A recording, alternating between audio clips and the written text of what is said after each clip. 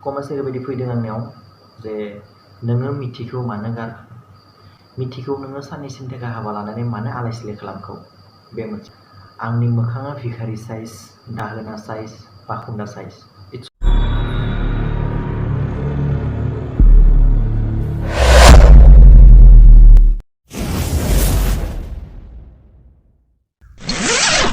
Hello लोगोफोर good इभिनिं नोंथांमोनखौ आंनि language maker blog इउट्यूब चेनेलाव बरायनाय थाबाय लोगोसे आंनि साफ्रोम नायगिरिनिसिम आंनि अननाय आरो सिबिनायखौ बावहरग्रोनाय जाबाय। दा दिनै आं मोनसे गोदान भिडिअ लानानै फैलायबाय आरो बे भिडिअखौ नोंथांमोना टाइटेल आरो थाम्बनेलाव नायनानै बुजिबाय जानांगौ मानि सायाव आं दिनै सावरायनो नागिरदों एबा मानि सायाव दिनै नोंथांमोननो शेयार खालामनो नागिरदों। दा नै दाख्लै बावैसो जानानै थांबाय जोंहा मिथि नार्जारी आरो लोगोसे मिथिंगा जोंहा ब्रादार बिसोर सानैजों माने जुलि जाखांनानै माब्रैहाय जेनेबा गारलायलायनानै फैखो माने बुंनो थाङोब्ला गारलायनाय नङा बियो माने फाथैलाय बिसियाखै दासिमबो। दा बे हौवाखौ गारनानै न'आव फैथ'दोंमोन आरोना बिनि रायजोनि सिगाङाव बायदिसिना बे स्टेटमेन्ट होदोंमोन। आं सिगांनि भिडिअ'आव माने मिथि नार्जारीनि सोमोन्दै आं मोनसे भिडिअ लाबोदोंमोन नाथाय आं बेयावनो बुंखादोंमोन खोथाफोरा हयथ' बे बुंनाय बायदि नंगौबो जानो हागौ नङाबो जानो हागौ बेखौ बुंदोंमोन। नाथाय रायजोफोरा दा मा सानो दा सोरनि खोथाखौ मा सानोसै आरोना दिनै जोंहा मिथिंगा ब्रादारा मोननैसो स्टेटमेन्ट होदों आरोना माने गाव मोनसे किसुमान मानसिया माने सानो खोमा माने जा मिथिंगा ब्रादारखौ माने बिनि गोरोन्थि बिनि भुल बिनि थाखायनो गासिबो जाजोबदों होननाबो साननो हागौ माने कमेन्ट बहुत थांदों जाहैबाय आरोना माबानियाव जोंहा मिथिंगा ब्रादारनियाव बेयाव बायदि बायदि कमेन्ट सफैयो दा गावनि बुंनाय बायदियै बिनि थाखायनो दिनै दुखुजों माने बियो रायजोनि सिगाङाव मोनसे क्लियारिफिकेसन होदों गावनो। दा नोंथांमोना बे मिथिंगा ब्रादारा मा बुंदों गावनि फारसे बिनि गावनि दुखुजों मा बुंदों बेखौ नोंथांमोना मोजाङै खोनासंना लाग्रोदो बिनि उनाव आङो दा बुंसिगोन आरोना लोगोफोर दे नायना लाग्रोदो लोगोफोर। गिबियावनो बयनिसिमबो आंनि गोसो गोरबोनिफ्राय खुलुमहरनाय जासिहरबाय आरो लोगोसे दिनै नोंथांमोननि गेजेराव फैनायनि जाहोनानो जाहैबाय नोंथांमोननि भिडिअसफोरखौ आं नायगासिनो दङ नोंथांमोननि कमेन्ट्सफोरखौ आं नुगासिनो दङ। बे भिडिअसनि लोगोसे कमेन्ट्स आंनो हरनायफोरनि थाखायनो दिनै आं बे इउटुबनि गेजेरजों नोंथांमोनखौ फोरमायहरनो नागिरनो आखायाव लाबाय आरो बेनिखायनो दिनै आं नोंथांमोननि गेजेराव फैबाय आंनि चेनेलनि गेजेरजोंनो मानोना बेसेबां मानसिखौ आं बुंहरनो जे आं गाराखैबा माबा बे अनेक थ' खायफाया आंनो फेसबुकआव हरगोन मेसेन्जाराव हरगोन इन्सटाग्रामाव हरगोन इउटुबाव बिदि कमेन्ट्स हरगोन थ' गोबां मानसियानो गोबां गाज्रि गाज्रि कमेन्ट हरबाय गोबां मानसियानो मोजां मोजां मटिभेट होदों मोजां मोजां लामा दिन्थिनायनिबो बुंहरदों मोजां मोजां आंनो नलेजनि थाखाय बुंहरदों आंनि कमेन्ट्सफोरखौ मोजां मोनदों आरो गोबां मानसियाबो गाज्रि गाज्रि होदों जेबो नङा बयनिसिमबो थेंक इउ स' माच आंखौ खायफा सापर्ट खालामदों खायफा सापर्ट खालामाखै जानो हागौ। लोगोसे आं दिनै बे कमेन्ट्सनि थाखाय फार्स्ट अफ अल आं बुंनो सानो कमेन्ट्स ओरैबायदि फैदों आंनियाव जे नोङो मिथिखौ मानो गारखो मिथिखौ नोङो साननैसोनि थाखाय हाबा लानानै मानो आलाय सिलाय खालामखो बे मोनसे कुइसन जेरावबो मेसेन्जाराव हरदों इउटुबावबो हरदों इदियानो आरो लोगोसे आंनि मोखाङा भिखारि साइज दाहोना साइज बाखुन्दा साइज इट्स अके जेबो नङा बेखायनो आं बुंजानांगौ गोनां खामानिखौ मावदोंबो जानो हागौ बेखायनो बुंहरदों नोंथांमोना जेबो नङा आं एक्सेप्टेड आंनिफ्राय जेबो बुङा आङो नोंथांमोना जि बुङो बुं खिन्थु अब्लाबो आंनि गोसोआ ओरैबायदि मोनदों जे आंनि नंखाय बाथ्राखौ लानानै आंखौ मानसिफ्रा ब्लेम होगासिनो दङ जे मिथिखौ मानो गारखो होननानै स' दिनै आं रियेल बाथ्राखौ बुंनो सानो नोंथांमोननि गेजेराव बे आंनि मिथिंगा ब्लग्स इउटुब चेनेलनि गेजेरजों बुंहरनो सानो आरो दाखालिबो आङो थानो हायिनि लिरना होदोंमोन दिनै आं भिडिअ'नो लाबोबाय दिनै आं रियेल खोथाखौ बुंनो सानो दिनैसिम आं मिथि नार्जारीखौ गाराखै दिनैसिमबो आं मोजां मोनो दिनैसिमबो नेगासिनो दङ बेखौ आं गाराखै बे थार खोथा नोंथांमोना मोजां मेलेमाव सोना लादो जाहाथे आंखौ एगेन आं ब्लेम होनाङा जे मिथिखौ मानो आलाय सिलाय खालामखो होननानै बेयाव गोबां स्ट'रि हाबना दङ गोबां आंनि दुखु हाबना दङ गोबां आंनि टेनसन हाबना दङ बे दिनैनि बे जितु जोङो हाबा जालांबाय बेनि गेजेराव। थ' नोंथांमोना ओरैबायदि कमेन्ट हरो बिथिंसो जागोन ना बिथिंसो जागोन बिदि जालाङो आंनि गोसोआ। कमेन्ट हर जाहाथे बे जोंनि हाबा जानाय संसारखौ जाहाथे मोजां जालांनो हायो, खुंलांनो हायो, आरो लोगोसे जोङो मोनसे मोजां लामा मोनो। बिदि खैफोदा बयनियावबो जाखायो, खिन्थु बे खैफोदखौ माबोरै सल्भ खालामना होनांगौ बेखौसो नायनांगौ जों बयबो जिखिना कमेन्ट हरदों प्राय आंखौ बर' बिथांमोना आंनाव हरदों। आंबो बर' सेंग्रा, बयनियावबो मोनसेबाबो प्रब्लेम फैखायो। थ' नोंथांमोना एसे अननानै जाहाथे मोजां कमेन्ट हरनानै जाहाथे आंनि साननाय हनायखौ आरो स्ट्रं खालामो, जाहाथे आं आरो मोजां जायो। आरो लोगोसे मोनसे कमेन्ट फैगासिनो दङ जे नोङो आगोलाव खनसे हाबा जाखांनाय आरो उन्दै सासे दङ। थ' बियो रं। आं जोनोम मोननायनिफ्राय फार्स्ट आं जोनोम मोनग्रोबाय, सेकेन्ड टाइम आं हाबा जाबाय, आरो थार्ड टाइम मोनसे दङ बे थैनाय। बेखौ मब्ला आं थैयो आं जेबो मिथिया। थ' मोननै स्टेपआ थांबाय, जोनोम मोनबाय, हाबा जाबाय। थ' बे मोननैया थांबाय। आं आगोलाव हाबा जानाय नङा। मोजां मोननाया बयनियावबो थाखायो, मोजां मोननाय गारलायनाया बयनियावबो थाखायो, खिन्थु हाबाया खनसेयानो जायो। थ' बेखायनो आं बुंनो सानो आं मिथिखौ गाराखै आरो आं हाबा जानाय नङा, बे मोननैया क्लियार जाबाय। आरो लोगोसे नोंथांमोना भिडिअ नागारनाया इउटुबार बिथांमोनखौ आं बुंनो सानो, जाखिनि आंनि बागै नागारदों बिथांमोनखौ आं बुंनो सानो, बिथांमोना इउटुबार नंगौ, बिथांमोना भिडिअ नागारखानांगौ नंगौ, खिन्थु बे जोंनि हाबा जानायनि थाखाय जिखिनि भिडिअ नागारदों गोबाङानो मोजां नागारदों आरो खायफाया बिराद गाज्रि नागारदों। बेनो जाहैबाय जेनेबा आं सासे इउटुबारखौ नुदों आरोना, थाम्बनेइलाव थारमाने ओरैबायदि गाज्रि लिरदों। बिथांनि साबस्क्राइबार दङ, भिउवार्सफोर दङ, बिथांनि साबस्क्राइबारफोरा गासैबो मेचिउर्ड नङा, बेयाव उन्दै सासेबाबो दङ बिथांखौ मोजां मोननाय, बिथांखौ फल' खालामनाय। थ' नों सानना नाय, थ' नोंनि जिखिना भिडिअ नागारदों बेखिनियाव नोङो भिउसनि थाखाय बा गावनि आर्निंनि थाखाय, गावनि चेनेलखौ ग्रथ जानायनि थाखाय जिखिना नोङो थाम्बनेइलाव लेथ्रा गाज्रि लिरनानै मानसिफोरखौ नायनो एट्राक्टिभ खालामदों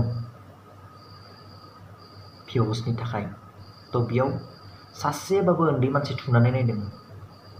बे थुनायनि नायनायाव निस्सय नोंनि गाज्रि बुंनायफोरखौ नुदों आरो बिसोरबो सोलोंगोन। थ' नोङो बा नोंथाङा आंनि हाबानि थाखाय बा आंनि माबानि थाखाय बुं, खिन्थु मोजां लेंगुवेजजों मोजां लामाखौ दिन्थिनो थाखाय बुं, जाहाथे नोंनिफ्राय मानसि सोलोंनो हायो, नोंनिफ्राय जोंनि संसारा आरो स्ट्रं जायो आरो मोजां जायो, बा जों संसार जानायाव मोजां लामा नागिरना मोनो, बा नोंनिफ्राय सासे उन्दै बा सासे मेचिउरा जाहाथे मोनसे बुस्थुबाबो सोलोंनो हायो, बिनि थाखाय नों नागार। नंगौ नों आंनि थाखाय बहुत गाज्रि नागारदों, जेबो नङा, आं जेबो साना, खिन्थु जिबायदि दुखुआव दङ, जिबायदि टेनसनाव दङ ना, जिबायदि नटिफिकेसन फैयो एसे गोसोआव नाङो आरो बेखायसो आं फैबाय दिनै। रावखौबो आं गाज्रि बुंनो साना, बयबो नोंथांमोना मेलेमजिबि, बेखायनो आं रावखौबो गाज्रि बुंनो साना। आरो बे आंनि मिथि नार्जारिखौ आं गाज्रि बुंनो साना। दायो जि प्रब्लेमाव दङ बेखौ अनलि फर मिथि नार्जारिया मिथिगौ आरो आं मिथिगौ मा प्रब्लेमाव गोलैना दङ। थ' जाय बिथांमोना बानायदों भिडिअसफोरखौ मेन टपिकखौ, मेन रिजनखौ नागिरनानै एसे टाइम लाना बानायदो। नंगौ बिथांमोना फाथैलाय बिसिबाय, होमबानिया नों नागारदो, नंमारगौ फाथैलाय बिसिबाय, खिन्थु अबाव जों फाथैलाय बिसिखो दिनै जेबो बेफोर फर्मेलिटि जेबो जायाखै, बेफोर सब नंखाय जेबो जायाखै। दाखालि मोनसे मिटिं जालांबाय, बेयाव आंबो दङमोन। बे भिडिअ माबायदि भाइरेल जाखौ आं मिथिया, थिनाजारनि भिडिअ माबोरै भाइरेल जाखो बे मिथिया आरो बे मा स्टेटमेन्ट होदों बेखौ आं जेबो बुंला बेखौ गावनो बुजिसिगोन बियो मा स्टेटमेन्ट होदोंमोन बेयाव। आरो लोगोसे गोबां इउटुबारबो दङ बिथांमोना मानो दिनैसिमबो जोंनि भिडिअ बानायाखै। बिथांमोना बुजियो बे मालायनि पार्सनेल मेटार, बे मालायनि पार्सनेल मोनसे जानाय जाथाय आरो बानायदों खायफाया बहुद मोजां लामा दिन्थिनो थाखाय बानायदों बायदि। जानो हागौ गोरोन्थि जालांनो हागौ खिन्थु मोजां मोनलायनानै जों हाबासो जादों। जेबो गोरोन्थि मावाखै आंनि बायदिबा। आरो नोंथांमोननि बायदिबा गोरोन्थि मावदोंबा बे गोरोन्थिखौ सल्भ खालामनो थाखाय लामासो दिन्थिहरनो थाखाय कमेन्ट्स हर आरो भिडिअ बानाय। बेखौ बुंनो सानो आंनि चेनेलनि गेजेरजों। आं बुजि मोना जानो हागौ अब्लाबो आं दिनै नोंथांमोननि सेराव दिनै भिडिअ लाबोनानै फोरमायहरबाय। नोंथांमोना जाहाथे आंखौ गाज्रि मोननाङा रावबो। आरो आङो पार्सनेलि सासेखौ बेसेबां मानसिनि आं रिप्लाय हरनो जे आं गाराखै, आं हाबा जायाखै, आं इदिसो। बेखायनो आं दिनै गावखौ नोंथांमोननि गेजेराव फैबाय। आंनि बे मिथिंगा ब्लग चेनेलनि गेजेरजों नोंथांमोनखौ फोरमायहरनो थाखाय आं फैबाय। बेनो आंनि खौरां आरो बुंनो गोनाङा बेनो। स' नोंथांमोना मा सानो बेखौ आं मिथिला। दायो आङो बहुद जेनेबा लोरबां एबा दुखु टेनसनाव दङ। जेबो लामा नागिरना मोनाखै। थ' बेखायनो आंनिफ्राय रिकुवेस्ट जाहाथे नोंथांमोननि मोजां कमेन्टजों मोजां भिडिअसजों आं जाहाथे मोजां लामाखौ नागिरना मोनो, जाहाथे जों संसार जानाया मोजां जायो, जाहाथे जों संसार जानो हायो, मोजां संसार जालांनो हायो। आं बेखौनो लानानै दिनैसिम नेगासिनो दङ। बेनो आंनि बुंनो बेखिनियानो। आरो नोंथांमोना कमेन्ट हरनाय आरो भिडिअनि बागैसो दिनै बुंबाय आङो। स' नोंथांमोना बुजिदो एसे आरो नोंथांमोनाबो बिजिरना नायदो। आरो मा बुंबावनो, बेखिनियानो आंनि बुंनाय। आरो रायजो नोंथांमोन आंनिफ्राय बयखौबो गोसो गोरबोनिफ्राय आंनि थौले गोसोजोंबाबो नोंथांमोनखौ आङो बेखिनिया दिनै भिडिअखौ लाबोबाय। आरो बयनिसिमबो आंनिफ्राय खुलुमहरनाय, जाहाथे मोजां कमेन्ट हरनानै आंखौ मटिभेट खालामो, मोजां लामा दिन्थिहरनो हायो। बेखिनियानो, खुलुमबाय। थ' दायो लोगोफोरा दायो खोनाबाय जोंहा मिथिंगा ब्रादारा मा बुंखो आरो मा बुंदों, सोरखौ दानि गोदान इउटुबारफोरनि सायावबो एसे बुंदों। खोब मोजां बुंदों बिथाङा। मानो होनबोला दा बायदियाव हस्सा नंमारगौ किसुमान इउटुबारफोर दङ माने गावनि भिउसनि सायाव सोनारो। मालायनि कन्टेन्ट लाबोनाय, मालायनि माने इसे जुदि माबा मोनोब्लानो माने थाबैनो माने आपल'ड खालामनाय, नाथाय बिनि गुदि खिथा मोनथिया, बे माबोरै जाखो माबोरै जालांखो बेफोरखौ मोनथिया। दा सोरखौबा दाय मोनोबा डाइरेक्ट बेखौनो बुंगोन, बिदि जायो आरोना। बिनि थाखायनो माने जोंहा गोदान इउटुबार बा जायखिजाया इउटुबारखौनो होनना बुंदो, बिथांनि सोमोन्दै माने जोंहा मिथिंगा ब्रादारा फंनैसो माने गियान होदों। बे सैथो, बे आं बेखौ गनायो, एक्सेप्ट खालामो। हस्सा बे नंगौ, थारैनो नंथारगौ। बे खोथाया बेबायदि जानाङा। अबस्से मालायनि लाइफआव बेबायदि फैनाङा। मालायनि मा जादों मा जायाखै बेखौ मोजां मोनथिया गारा बेफोरनि सोमोन्दै बुंग्रोनाया बे गोरोन्थि। माने मोनथिनानै बुं। दायो नों हमना ला सोरबा माबा मोनसे बुंबाय, दाया बैनि होनना बुंबाय, अब्ला बैखौ नोङो माबोरै प्रुफ मोना गारा नोङो माबोरै रायगोन बेलाय, माबोरै बुंगोन? दा बेखौनो बुंबाय थागोन। नाथाय गुदि गुमुरखौ मोनथिया अब्ला मानो रायनो बेलाय? गुमुरखौ मोनथिनानैसो रायनो हायो। नाथाय दा जोंहा मिथिंगा ब्रादारा बुंनाय बायदि माने दाबो गाराखै आरोना लोगोफोर। जोंहा मिथि नार्जारिखौ दाबो गाराखै, दाबो अरायसम मोननो लुबैयो जानांगौ बिनि गोसोआव, खिन्थु गाराखै माने बेनोसै आरोना, गावनि बिसि महरै दाबो गनायना लादों। दा लोगोफोर आं बिनि सायाव आं बारा बुंबाय थाला, मानो होनबोला बबेबा समाव मायाबा बुंनांगौ, मायाबा एक्सटेन्टबो जानो हागौ। दा लोगोफोरा नैबे जोंहा मिथिंगा ब्रादारा मा बुंदों, मा क्लियारिफिकेसन होदों, आं बेखौसो नोंथांमोना जाहाथे खोनासंथों, बेखौसो आङो माने खोनासंना लाथों होननानै माने बे भिडिअखौ लाबोनाय जादों आरोना लोगोफोर। एक्सुवेलि जायो लोगोफोर, सोरनिबा जिबनाव बेबायदि जायो आरो बिनिफ्राय डेन्जार जाथायानो जायो। जाखायो मानसिनि जिबनाव बेफोर गासैबो संसारनि माया होनना बुंनांगोन बेखौ इसोरनि माया नाथाय बेफोरखौ साननानै जे बयबो मिथिखानानै बुजिखानानै जे किसुमान मा बुंगोन दायो आङो दा बुंबाबो गाज्रि मोनगोन आं डाइरेक्ट थोंजोङैनो बुंनोसै माने इउटुबारखौनो होनदों माने इउटुबारनि सायावसो बुंदों जेला आङो बेखौनो मानिबाय आं जेने इउटुबारखौनो बुंदों नंगौ आंबो इउटुबारखौनो होनदों दानि गोदान जाखांफुनाय इउटुबार बा जाखांफुनाय बा गोदान इउटुबार आरो लोगोसे गोबां दङ आरो ना बे मिथि नार्जारि आरो मिथिंगा ब्रादारनि सायाव भिडिअ लाबोनाय इउटुबारफ्रा दा बेखौनो आं बुंदों माने नंगौ थारैनो खोथाया बे सैथोमार माने जानला मोनला मालायनि लाइभआव थांनानै माने खोथाफोरखौ बिजिरा माया थांनानै भिडिअ खालामनाया बे गोरोन्थिमार अबसे नंमारगौ गोरोन्थि आंबो लाबोदों लाबोनाया बे बिसोरनि सानैनि गेजेराव भिडिअ मोनसे लाबोदों आं जास्ट माने मिथि नार्जारिनि माने रायजोफोरनि स्टेटमेन्ट जे होदोंमोन